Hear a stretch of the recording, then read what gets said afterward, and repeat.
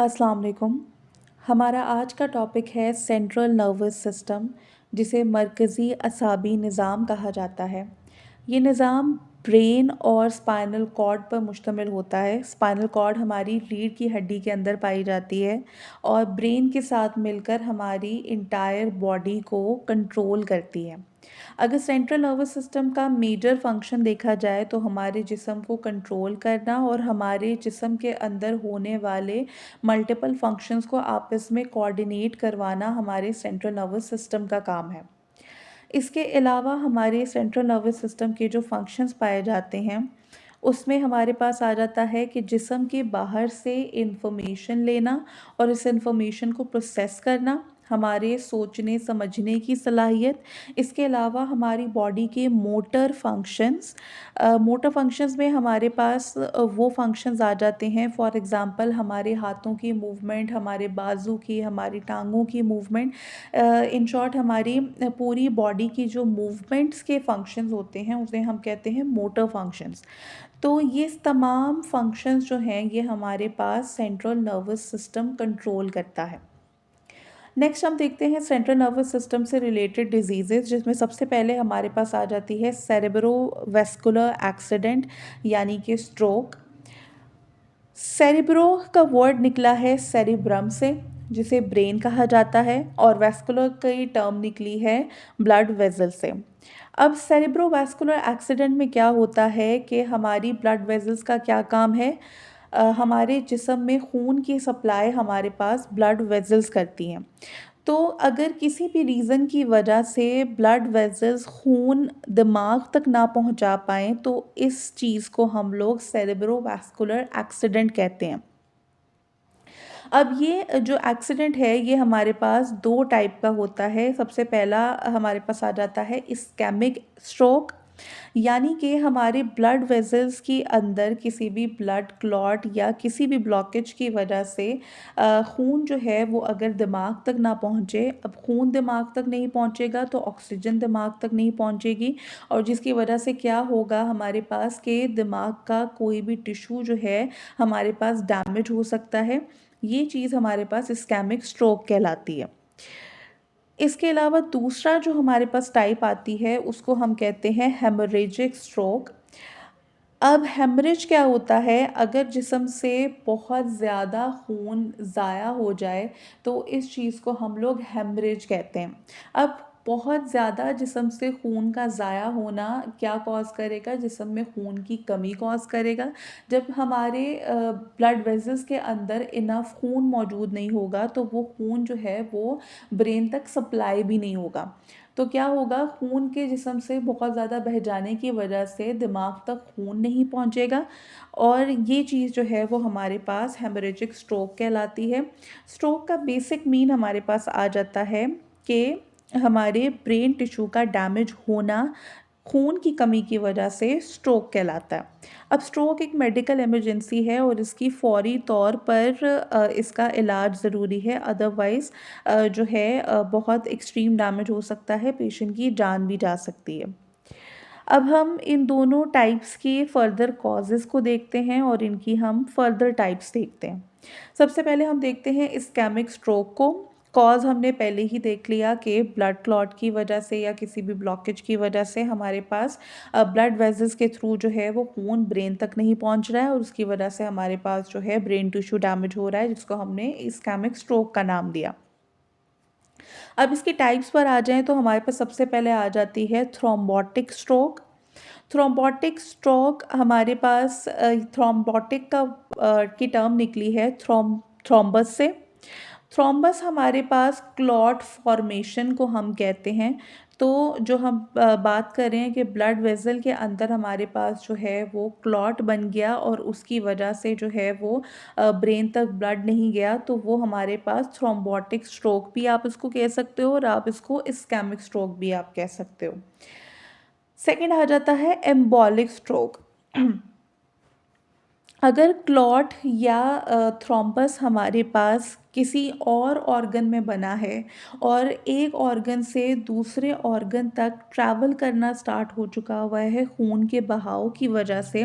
और दूसरे जहाँ पर किसी भी हो सकता है कि पहले वो जो थ्रोम्बस था वो किसी लार्ज आर्टरी के अंदर बना और खून के बहाव के साथ बहता हुआ वो किसी तंग आर्टरी की तरफ चला गया, तो क्या होगा, वो उस तंग आर्टरी को जो है ब्लॉक कर देगा और फर्दर खून का बहाव जो है वो वहाँ से रोक देगा। तो फॉर एग्ज़ाम्पल हमारे जिस्म के किसी भी हिस्से में सपोज़ अगर हम दिमाग के सबसे करीब हमारा हार्ट पाया जाता है, हार्ट के अंदर कोई क्लॉट बन गया और वो क्लॉट जो है दिमाग तक पहुँच गया और दिमाग के अब जो है वो खून की सप्लाई को रोक दिया, तो इसको हम एम्बोलिक स्ट्रोक कहते हैं।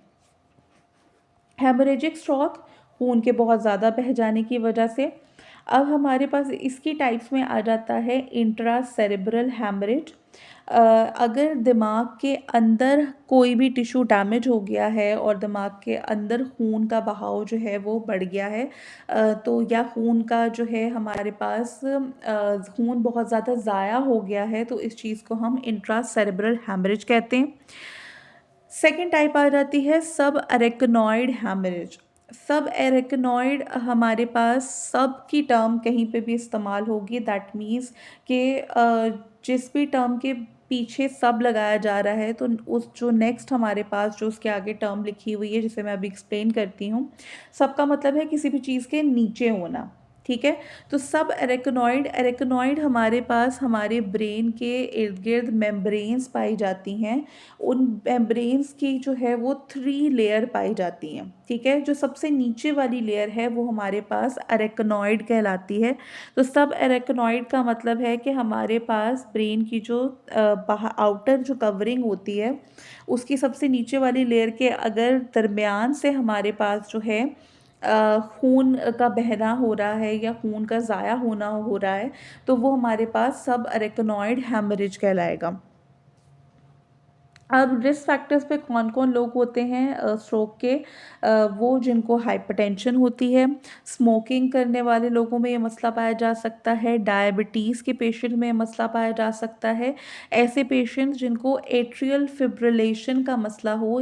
एट्रियल फिब्रिलेशन हमारे पास आता है कि हार्ट रिदम हमारे पास जो है वो मिसबैलेंस होती है, हार्ट रिदम डिसऑर्डर को एट्रियल फिब्रिलेशन कहते हैं और इसकी वजह से ब्लड क्लॉट बनने के जो हैं वो चांसेस इंक्रीज़ हो जाते हैं। एज और जेंडर भी हमारे पास काउंट होता है, जितनी एज बढ़ती जाएगी उतना ज़्यादा जो है वो हमारे पास स्ट्रोक होने का चांस जो है वो इंक्रीज़ होता जाएगा। मर्दों को अगर देखा जाए तो औरतों की निस्बत जो है वो मर्दों में ज़्यादा चांस पाया जाता है। औरतों में एक मखसूस उम्र में जाकर जो है उनके हार्ट रिस्क जो है वो बढ़ता है। वो हमारे पास एज का वो पीरियड आ जाता है जब औरतों के अंदर जो है वो माहवारी ख़त्म हो जाती है और जिसको हम मेनोपॉज़ कहते हैं, तो उस टाइम पीरियड पे औरतों के अंदर भी जो है वो रिस्क इंक्रीज़ हो जाता है और मर्दों में जनरली अगर हम बात करें तो जो स्ट्रोक का रिस्क है वो ज़्यादा होता है। सिम्पटम्स की अगर हम बात करें तो सिम्पटम्स में हमारे पास एक एक्रोनिम हम इस्तेमाल करते हैं, फास्ट, जिसमें एफ से हमारे पास आ जाता है फेस। फेस की अगर हम बात करें तो स्ट्रोक में क्या होता है कि सडन एक तो मसल वीकनेस हो जाती है फेस के ऊपर और दूसरा हमारे पास जो है हो सकता है कि एक साइड से फेस जो है वो ड्रूप डाउन कर जाए, यानी कि एक तरफ से फेस के जो सिमेट्री हमारे पास आती है वो पूरी डिस्टर्ब हो जाएगी, एक तरफ से नीचे चला जाएगा फेस और एक तरफ से जो है वो अपनी नॉर्मल पोजीशन पे रहेगा। आर्म्स हमारे पास आ जाता है नेक्स्ट। आर्म्स जो है अगर दोनों बाजुओं को इवनली मूव नहीं करवा पा रहा है इंसान, तो वो हमारे पास जो है आर्म्स की इनएबिलिटी आ जाती है या आर्म्स के थ्रू जो है वो स्ट्रोक का एक सिम्टम शो होता है। स्पीच में आ जाता है कि स्लर्ड स्पीच, यानी कि जो इंसान जिसे स्ट्रोक होता है वो सही तरीके से बोल नहीं पाता, अपनी बात जो है वो या टंग को जो है वो प्रॉपर्ली मूव नहीं कर पाता, ज़ुबान नहीं सही तरीके से हिला पाता स्ट्रोक की वजह से। इस वजह से जो है वो वर्ड्स भी प्रॉपर नहीं बना पाता। नेक्स्ट है टाइम। टाइम क्योंकि हमारे पास स्ट्रोक के पेशेंट्स के लिए बहुत क्रूशियल है, क्योंकि ये इमरजेंसी हमारे पास मेडिकल अटेंशन रिक्वायर करती है ये कंडीशन। तो इस वजह से हमारे पास जो है टाइम को हम बहुत इम्पॉर्टेंट कंसिडर करते हैं। तो फास्ट एक्रोनिम हमारे पास जो है ये सिम्टम्स शो करता है स्ट्रोक के पेशेंट के लिए। सबसे पहले हमारे पास जो है वो फेस आ गया, arm, speech and then time. Diagnosis के लिए हम क्लिनिकल असेसमेंट करेंगे। इमेजिंग स्टडी में हम सीटी स्कैन करवा सकते हैं, एमआरआई करवा सकते हैं पेशेंट की, ताकि हमें पता चल जाए कि ब्रेन का कौन सा हिस्सा डैमेज हुआ है और उसको किस तरीके से हमने ट्रीट करना है।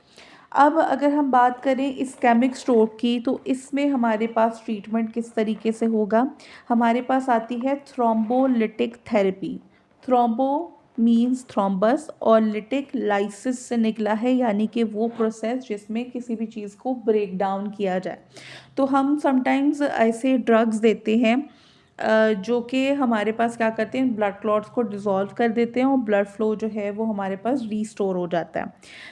इसके अलावा हम मैकेनिकली भी थ्रोम्बेक्टोमी कर सकते हैं, यानी कि हम एक कैथेटर जो है वो ब्लड वेसल के अंदर इंसर्ट करवाएंगे और वहाँ पे जो है वो कैथेटर के थ्रू जो है वो हम उस क्लॉट को डिसॉल्व करवाने की कोशिश करेंगे। हेमरेजिक स्ट्रोक अगर आता है तो सबसे पहले तो हम जो हमारी ब्लीडिंग हो रही है उसको कंट्रोल करने की कोशिश करते हैं। सेकेंडली हम देखते हैं कि ब्लीडिंग किस वजह से हो रही है, यानी कि इंजरी कहाँ पर हुई है, उस जगह को फ़ौरन से पहले हम ट्रीट करते हैं, ताकि जो है वो खून बहने का रास्ता बंद कर दिया जाए। जब रास्ता बंद हो जाएगा तो खून का बहाव रुक जाएगा, खून का बहना जो या ज़ाया होना जो है वो हमारे पास रुक जाएगा। उससे क्या होगा कि स्ट्रोक का चांस जो है वो कम हो सकता है। दूसरा, ब्रेन के ऊपर जो है हमारे पास, क्योंकि समटाइम जो है वो खून अंदर ही जो है ज़ाया होना स्टार्ट हो जाता है, नाली से बाहर आ जाएगा, लेकिन जिस्म से बाहर नहीं निकलेगा, तो ब्रेन के अंदर भी प्रेशर डेवलप हो सकता है, तो उसको भी मेंटेन रखना जो है वो हमारे इसमें ट्रीटमेंट के अंदर आ सकता है। तो ये हमारे पास जो है स्ट्रोक था। नेक्स्ट हम देखेंगे एपिलेप्सी, जिसे हम आम ज़ुबान में मिर्गी का दौरा भी हम कहते हैं। एपिलेप्सी जो है वो हमारे पास एक दिमागी डिसऑर्डर है, जिसमें बार बार और अनप्रोवोक्ड, यानी कि खुद से कोई भी मेडिसिन नहीं दी गई, खुद से कोई भी हमने पेशेंट को जो है वो कोई भी ट्रिगर नहीं दिया, उसके बावजूद जो है वो पेशेंट को दौरे या झटके पड़ते हैं, तो वो चीज़ हमारे पास एपिलेप्सी कहलाती है। अब इसमें क्या होता है कि पेशेंट के जो ब्रेन के अंदर जो इलेक्ट्रिकल सिग्नल्स जाने होते हैं वो डिस्टर्ब हो जाते हैं, जिसकी वजह से पेशेंट का बिहेवियर, उसके मूवमेंट, उसकी और समटाइम जो है वो पेशेंट झटके लगने के साथ साथ एट द एंड बेहोश हो जाता है। तो ये कंडीशन हमारे पास एपिलेप्सी कहलाती है।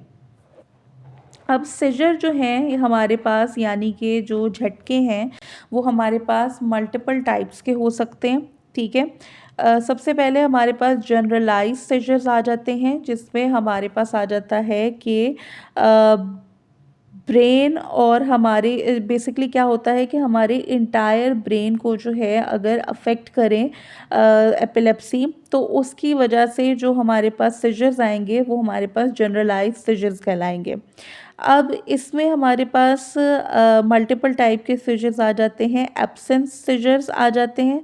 एब्सेंस सिजर्स वो सिजर्स होते हैं जिसमें हमारे पास दरमियान में वक्फा हो, यानी कि मुसलसल झटके नहीं लग रहे, दरमियान में जो है वो एब्सेंस है सिजर्स की, दरमियान में हमारे पास वक्फा आता है और उसके बाद दोबारा जो है वो हमारे पास फिर से झटके लगना स्टार्ट हो जाते हैं। नेक्स्ट आता है टोनिक क्लोनिक सिजर्स। ये दो फेजेस पर मुश्तमिल होता है। एक फेज़ जिसमें मसल बिल्कुल स्टिफ हो जाते हैं, यानी कि पेशेंट का जिस्म बिल्कुल अकड़ जाता है, जिसको हम टोनिक फेज़ कहते हैं, और उसके बाद जो है पेशेंट को साथ ही झटके लगना शुरू हो जाते हैं, जिसको हम क्लोनिक फेज़ कहते हैं।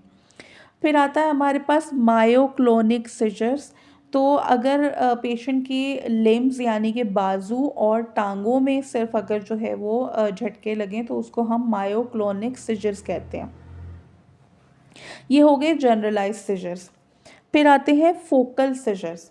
फोकल सिजर्स में क्या होता है कि पेशेंट का जो ब्रेन है उसमें एक स्पेसिफिक एरिया पे जो है वो अफेक्ट होता है। स्पेसिफिक एरिया के डैमेज होने या उस एरिया के अंदर इलेक्ट्रिक सिग्नल्स के पास ना होने की वजह से जो है वो हमारे पास झटके लगना शुरू हो जाते हैं।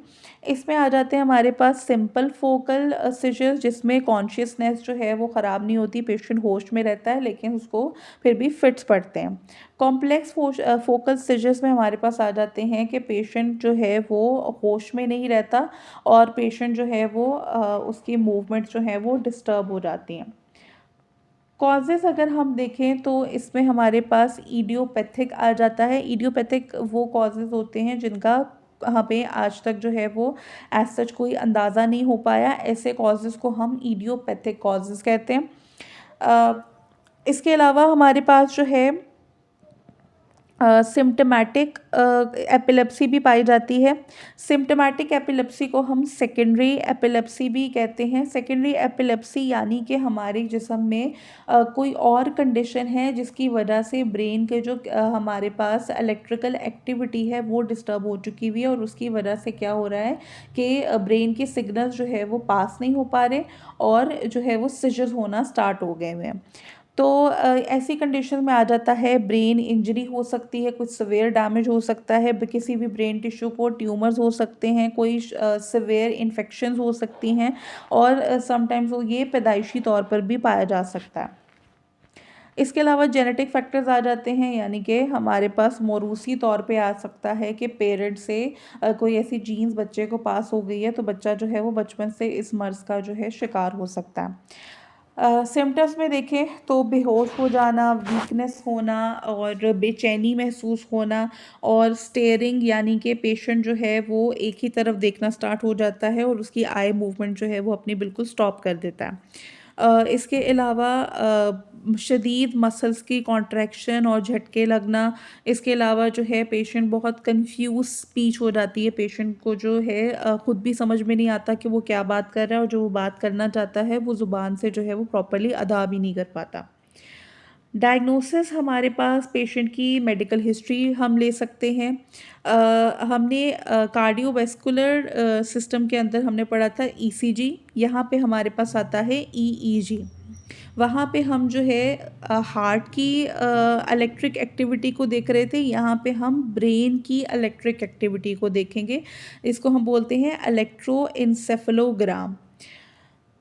नेक्स्ट आ जाता है इमेजिंग स्टडी, जिसमें एमआरआई और सीटी स्कैन हमारे पास आ जाता है। ट्रीटमेंट हमारे पास होती है एंटी लेप्टिक मेडिकेशंस, यानी कि एंटी एपिलेप्टिक मेडिकेशन, यानी कि सीजर्स को रोकने वाली मेडिकेशंस आ जाती हैं। उसके अलावा हमारे पास लाइफस्टाइल मॉडिफिकेशन आ जाती है। हम नोट डाउन करते हैं कि क्या चीज़ पेशेंट को ट्रिगर करती है, पेशेंट के स्लीप पैटर्न को हम मेंटेन करवाने की कोशिश करते हैं, स्ट्रेस को मैनेज करने की कोशिश करते हैं, तो इससे जो है वो मसले को हम कम से कम कर सकते हैं। नेक्स्ट डिजीज़ आ जाती है मेनिंजाइटिस या एंसेफेलाइटिस। अब ये दो अलग अलग हमारे पास जो है वो टर्म्स पाई जाती हैं। मेनिंजाइटिस की अगर हम डेफिनेशन देखें तो हमारे ब्रेन की आउटर कवरिंग्स को हम बोलते हैं मेनिंजेस। अगर इन कवरिंग्स के अंदर अगर इन्फ्लेमेशन हो जाए तो इसको हम बोलेंगे मेनिंजाइटिस। एनसेफेलाइटिस में क्या होता है कि अगर पूरे ब्रेन टिश्यू की इन्फ्लेमेशन हो जाए तो उसको हम एनसेफेलाइटिस का नाम देते हैं। सबसे पहले हम मेनिंजाइटिस को देखते हैं। इसके कॉजेज़ हमारे पास इन्फेक्शंस हो सकती हैं, जिसमें वायरल इन्फेक्शंस आ सकती हैं, बैक्टीरियल इन्फेक्शंस आ सकती हैं और नॉन इन्फेक्शियस मेनिंजाइटिस भी हमारे पास होता है, जिसमें सर्टेन मेडिकेशंस होती हैं और इसमें हमारे पास ऑटो इम्यून डिसऑर्डर्स आ सकते हैं, कैंसर या ट्यूमर्स की वजह से भी हमारे पास ये हो सकता है। सिम्पटम्स में हम देखें तो हमारे पास कॉमन सिम्पटम्स कुछ पाए जाते हैं। कॉमन सिम्पटम्स में हमारे पास पेशेंट को अचानक फ़ीवर हो जाएगा। अगर हमारे पास इन्फेक्शियस मेनिंजाइटिस है तो उसमें आपको फ़ीवर देखने को मिलेगा। सिवियर हेडेक हो सकता है पेशेंट को और स्टिफ नेक हो सकता है, नेक के अंदर जो है वो पेन हो सकती है। एडिशनल सिम्पटम्स में नौजिया एंड वोमिटिंग हो सकती है। फोटोफोबिया हो सकता है पेशेंट को। फोटो का मतलब होता है लाइट और फोबिया का मतलब होता है किसी भी चीज़ से स्टे अवे रहना। तो इसमें क्या होगा कि पेशेंट जो है वो लाइट से सेंसिटिव हो जाएगा, चाहे वो सूरज की लाइट हो या चाहे जो है वो बहुत तेज़ शुआओं वाली लाइट हो। अ, तो पेशेंट जो है वो इसमें फ़ील करेगा, इसमें अनकंफर्टेबल फ़ील करेगा। इसके अलावा जो है मेंटल स्टेटस जो है वो पेशेंट का सारा डिस्टर्ब हो जाएगा। अब इसका डायग्नोसिस करने के लिए हम लंबर पंक्चर का इस्तेमाल करते हैं। लंबर पंक्चर हमारे पास क्या होता है कि हम एक इंजेक्शन के थ्रू हम सेरेब्रोस्पाइनल फ्लूइड हमारी स्पाइनल कॉर्ड के अंदर से लेते हैं, यानी कि रीढ़ की हड्डी के अंदर हमने हमारी जो स्पाइनल कॉर्ड मौजूद है उसके अंदर एक मादा या माया पाया जाता है जिसको हम सेरेब्रोस्पाइनल फ्लूइड कहते हैं। अब इसमें क्या होता है कि ये हमारे पास जो फ्लूइड है इसको हम एक्सट्रैक्ट करते हैं उस इंजेक्शन के थ्रू, फिर उसको हम एनालाइज करवाते हैं ताकि हमें पता चल सके कि हमारे पास किस तरह की इन्फेक्शन पाई जा रही है जो कि मेनिंजाइटिस कॉज कर रही है। इसके अलावा ब्लड टेस्ट हम करवा सकते हैं, इमेजिंग स्टडीज़ करवा सकते हैं। ट्रीटमेंट के लिए अगर बैक्टीरियल मेनिंजाइटिस है तो हम एंटीबायोटिक्स देंगे। हॉस्पिटलाइजेशन जो है वो मोस्ट ऑफ द केसेस में हमारे पास नेसेसरी पाई जाती है। वायरल मेनिंजाइटिस है तो हम एंटीवायरल मेडिकेशंस देंगे। प्रिवेंशन के लिए हमारे पास वैक्सीनेशंस मौजूद हैं, for example meningococcal, pneumococcal, HIV vaccines. HIV stand for haemophilus influenza type B. तो ये हमारे पास जो है मेनिंजाइटिस कॉज करते हैं ये बैक्टीरिया, और इनके अगेंस्ट हमारे पास वैक्सीनेशन मौजूद है। इसके अलावा अगर हम हाइजीन प्रैक्टिसेस अच्छी रखेंगे तो उससे भी हमारे पास इन्फेक्शंस को प्रिवेंट किया जा सकता है। नेक्स्ट है कॉजेज़ ऑफ इंसेफेलाइटिस। इंसेफेलाइटिस अब हमारे पास ये भी इन्फेक्शियस हो सकता है। इसमें हमारे पास आ जाता है वायरस, हर्ब सिम्प्लेक्स वायरस है, एर्बो वायरस है, तो वायरसेस इसके अंदर ज़्यादा कॉमन पाए जाते हैं। नॉन इन्फेक्शियस इंसेफेलाइटिस भी हो सकता है ऑटोइम्यून रिएक्शंस की वजह से, मेडिकेशन, मेटाबॉलिक डिसऑर्डर्स की वजह से हमारे पास जो है वो पाया जा सकता है। सिम्टम में फ़ीवर और हेडेक आ जाएगा, मेंटल स्टेटस ऑल्टर हो जाएगा, न्यूरोलॉजिकल डेफिसिट हो जाएगा, यानी कि पेशेंट जो है दिमागी तौर पे कमज़ोर हो जाएगा, और जो कोऑर्डिनेशन के जिस्म के जो फंक्शंस हैं वो भी सारे डिस्टर्ब हो जाएंगे। इसके अलावा नॉर्मल जो बॉडी की मूवमेंट्स हैं वो भी आपस में कोऑर्डिनेशन जो है वो डिस्टर्ब हो जाएगी, बोलने में मुश्किल महसूस होगी पेशेंट को।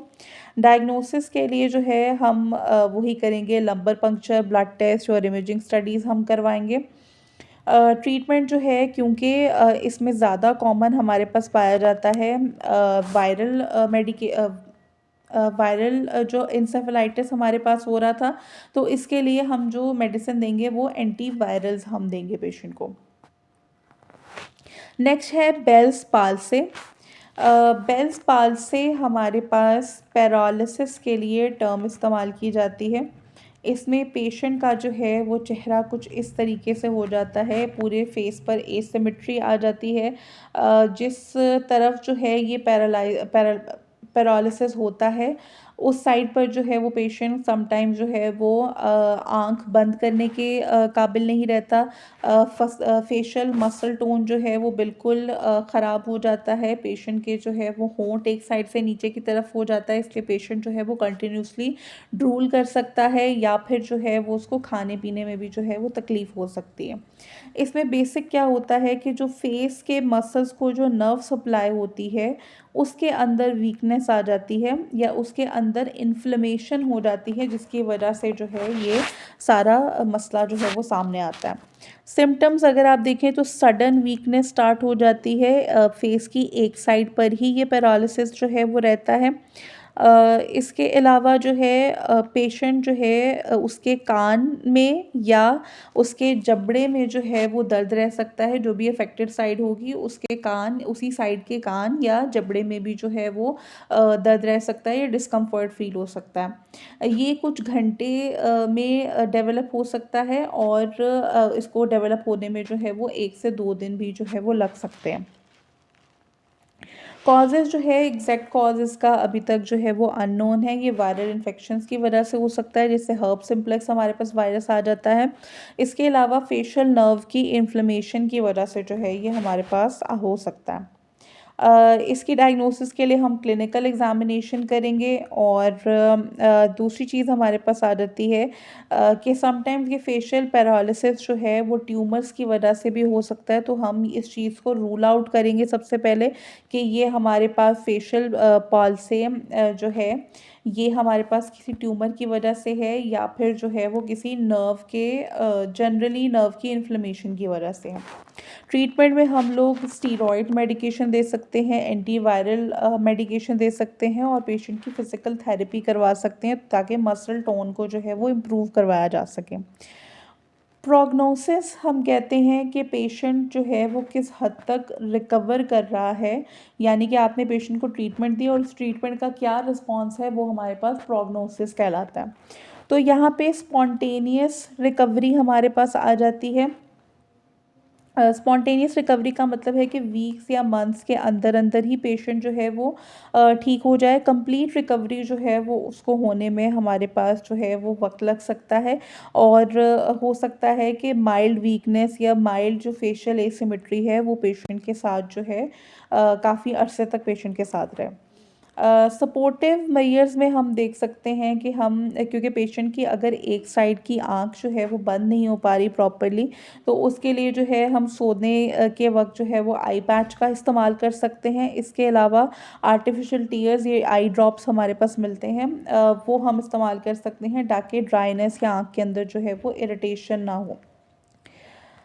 नेक्स्ट आता है हेड इंजरी या स्पाइनल इंजरी। किसी भी एक्सीडेंट की वजह से अगर स्कल डैमेज हो जाए या स्कल के अंदर ब्रेन डैमेज हो जाए तो वो हमारे पास हेड इंजरी आ जाएगा। और अगर हमारी रीढ़ की हड्डी के अंदर जो है वो स्पाइनल कॉर्ड डैमेज हो जाए तो वो हमारे पास जो है वो स्पाइनल इंजरी कहलाएगा। हेड इंजरी हमारे पास एक्सीडेंट की वजह से हो सकता है, कोई स्पोर्ट इंजरी हो सकती है या फिज़िकल असॉल्ट वगैरह की वजह से भी ये मसाइल जो हैं वो देखने को मिल सकते हैं। टाइप्स में हमारे पास आ जाती है कॉन्कशन। कॉन्कशन हमारे पास आती है कि पेशेंट जो है उसको इंजरी हुई है और कुछ टाइम के लिए जो है वो पेशेंट जो है उसका लॉस ऑफ कॉन्शियसनेस हो गया है या पेशेंट जो है वो कंफ्यूज फील कर रहा है या थोड़े ही टाइम के लिए टेम्परेरी ही हमारे पास ये सिम्टम्स आते हैं कि पेशेंट को मेमोरी लॉस भी हो सकता है। इसको हम बोलते हैं कॉन्कशन। नेक्स्ट है कॉन्ट्यूजन। कॉन्ट्यूजन हमारे पास अगर ब्रेन टिश्यू ब्रूज हो जाए यानी कि वहाँ पे जो है वो ब्लड सप्लाई प्रॉपर नहीं जाए तो उसको हम कहेंगे कॉन्ट्यूजन। स्कल फ्रैक्चर भी हो सकता है यानी कि दिमाग की जो हमारी जो खोपड़ी है उसकी हड्डी भी फ्रैक्चर हो सकती है। इंट्राक्रेनियल हैमरेज हो सकता है यानी कि ब्रेन के अंदर हमारे पास जो है वो डैमेज हो सकता है। अब इसमें एपिड्यूरल, सबड्यूरल और इंट्रासेरेब्रल हैमरेज आ जाता है।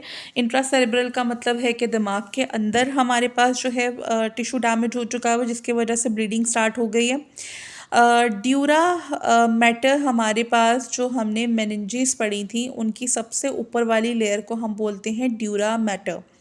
तो अगर ड्यूरा मैटर के ऊपर वाला पार्ट डैमेज हुआ है तो वो हमारे पास एपीड्यूरल कहलाएगा। एपीड्यूरल किसी भी सतह या किसी भी बॉडी सरफेस के ऊपर वाली लेयर को हम एपी से डिनोट करते हैं। तो एपीड्यूरल यानी कि जो ड्यूरा मैटर है उसके ऊपर वाले हिस्से में जो है वो हमारे पास डैमेज हुआ है। सब ड्यूरल का मतलब होगा कि उसके नीचे वाले हिस्से में हमारे पास डैमेज हुआ है। सिम्टम्स में आ जाएँ तो हेडेक हो सकती है पेशेंट को, नौजिया वोमिटिंग हो सकता है, डिजीनेस हो सकता है, चलने फिरने में मुश्किल हो सकती है क्योंकि पेशेंट जो है वो अपना बैलेंस मेंटेन ना रख पाए, ये भी हो सकता है। कन्फ्यूजन हो सकती है पेशेंट को, बिहेवियर चेंज हो सकता है, इरिटेबिलिटी रह सकती है, मूड स्विंग हो सकते हैं, पेशेंट का स्लीप पैटर्न डिस्टर्ब हो सकता है। डायग्नोसिस के लिए हम जो है न्यूरोलॉजिकल असेसमेंट करेंगे, सिटी स्कैन करवाएंगे, पेशेंट का एमआरआई करवाएंगे। ट्रीटमेंट में हम पेशेंट को रेस्ट सजेस्ट करते हैं। पेन मैनेजमेंट के लिए हम पेन किलर्स जो हैं वो सजेस्ट करते हैं। पेशेंट के हम साइन एंड सिम्टम्स को मॉनिटर रखते हैं कि कहीं जो है वो हमारे पास सिम्टम्स वर्स तो नहीं हो रहे हैं, क्योंकि इसमें हो सकता है कि इंटरनल हैमरेज की वजह से दिमाग के अंदर जो है वो प्रेशर इंक्रीज हो सकता है ब्लड का। तो वो सब चीज़ें जो है वो इसके अंदर हम देखते रहेंगे। इमरजेंसी सिचुएशंस इसके अंदर आ सकती हैं हमारे पास। इमरजेंसी सिचुएशन में हमारे पास हेड इंजरी अगर सिवियर हो चुकी हुई है तो वो हम देखेंगे। पेशेंट जो है वो बिल्कुल बेहोश हो चुका हुआ है और मुसलसल उसको उल्टी हो रही है, तो वो हमारे पास हो सकता है। पेशेंट को फिट्स पड़ रहे हैं, तो ये सब चीज़ें जो है वो इसमें हम देख सकते हैं।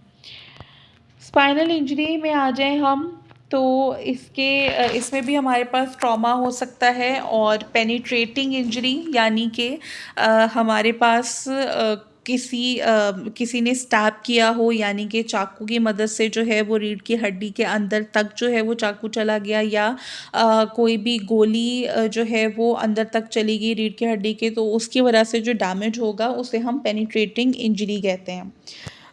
टाइप्स ऑफ स्पाइनल इंजरीज में हमारे पास स्पाइनल कॉर्ड इंजरी सबसे पहले आ जाती है। इसमें क्या होगा, पैरालिसिस हो सकता है। पेशेंट को जो है वो मुख्तलिफ़ किस्म की सेंसेस जो है वो महसूस होना बंद हो सकती हैं। फ्रैक्चर हो सकता है स्पाइनल कॉर्ड का, और डिसलोकेशंस, यानी कि हमारी जो रीढ़ की हड्डी है उसके अंदर मल्टीपल वर्टिब्रीज पाई जाती हैं, तो हो सकता है कि वो मिसअलाइन हो जाए। कंप्रेशन हो सकता है, यानी कि रीढ़ की हड्डी पर इतना दबाव पड़ सकता है ट्रॉमा के दौरान कि जो हमारे पास रीढ़ की हड्डी के अंदर वर्टिब्रीज पाई जाती हैं उनके दरमियान हमारे पास एक पार्ट पाया जाता है जिसको हम डिस्क कहते हैं। ये डिस्क क्या करता है, वर्टिब्रीज के दरमियान जो है वो रगड़ नहीं लगने देता, और जो हमारा पूरा रीढ़ की हड्डी का जो पूरी शक्ल है उसको मेंटेन रखने में हेल्प करता। तो रीढ़ की हड्डी के दरमियान जो सुराख पाए जा सकते हैं, हो सकता है कि ये डिस्क जो है वो उन सुराख के थ्रू जो है वो स्लिप हो जाए, तो इस चीज़ को हम हर्निएटेड डिस्क कहते हैं। तो ये भी हमारे पास जो है वो प्रॉब्लम कॉज कर सकता है। पेन जो है वो हमारे पास आ जाती है इसके सिम्टम्स में। नमनेस फील हो सकती है पेशेंट को, या फिर जो है नॉर्मल सेंसेशन जिसको हम टिंगलिंग कहते हैं, या सुइयाँ चुभना जिसको कहते हैं, इस तरह की सेंसेशन भी महसूस हो सकती है पेशेंट को। वीकनेस हो सकती है, या डायरेक्टली पेशेंट पैरालाइज हो सकता है। और सिवियर केसेस के अंदर जो है पेशेंट का ब्लैडर या बाउल कंट्रोल, यानी कि पेशेंट जो डेफिकेशन होती है वो भी उसका कंट्रोल लूज़ कर सकता है। डायग्नोसिस जो है फिज़िकल एग्जामिनेशन इसमें आ जाएगी, इमेजिंग स्टडीज़ आ जाएंगी। ट्रीटमेंट में हमारे पास हम पेशेंट को बिल्कुल इमोबिलाइज कर देते हैं। अगर तो नेक की तरफ डैमेज है तो हम नेक कॉलर जो है वो पेशेंट को दे देंगे। अगर बिल्कुल बैक साइड जो है कमर की तरफ से रीढ़ की हड्डी डैमेज हुई है तो उसको हम बैक बोर्ड, एक हमारे पास डिवाइस पाई जाती है जो कि बिल्कुल ही पेशेंट को जो है वो इमोबिलाइज करने के लिए इस्तेमाल होती है। और अक्सर इस तरह के पेशेंट्स को ट्रांसपोर्टेशन के दौरान, यानी कि जो हम लोग एम्बुलेंस के थ्रू जो है वो पेशेंट्स को लेकर जाते हैं, या एक बेड से दूसरे बेड तक ट्रांसफ़र करने के लिए हम ये डिवाइस इस्तेमाल करते हैं, पेशेंट की कमर के नीचे रखते हैं ताकि वो बिल्कुल भी मूव ना करे और उसको जो है वो हम एक जगह से दूसरी जगह ट्रांसफ़र करवा सकें। सर्जरीज़ हम लोग कर सकते हैं, और सर्जरीज़ के अलावा हम रिहैबिलिटेट करवा सकते हैं, फ़िज़िकल थेरेपी दे सकते हैं पेशेंट को, ताकि जो है वो फंक्शन रीगेन कर सके और दोबारा से जो है वो अपनी इंडिपेंडेंट लाइफ जो है वो कंटिन्यू कर सके। इमरजेंसी सिचुएशन में इमीडिएट मेडिकल अटेंशन जो है वो पेशेंट को मिलेगी, और उसके साथ साथ जो है वो हम पेशेंट को मूवमेंट जो है वो हम बिल्कुल बंद करवा देते हैं। अगर हम भी अंदाज़ा हो जाए कि स्पाइनल इंजरी है तो हम पेशेंट की मूवमेंट बिल्कुल ख़त्म करवा के जो हमारे पास बैक बोर्ड है, इस तरह की डिवाइस का इस्तेमाल करके हम पेशेंट का जो है वो, ताकि डैमेज कम से कम हो, तो ये चीज़ें जो है वो इसमें हम नोट करते हैं। तो इसी के साथ हमारा सेंट्रल नर्वस सिस्टम जो है ये टॉपिक भी ख़त्म हो गया।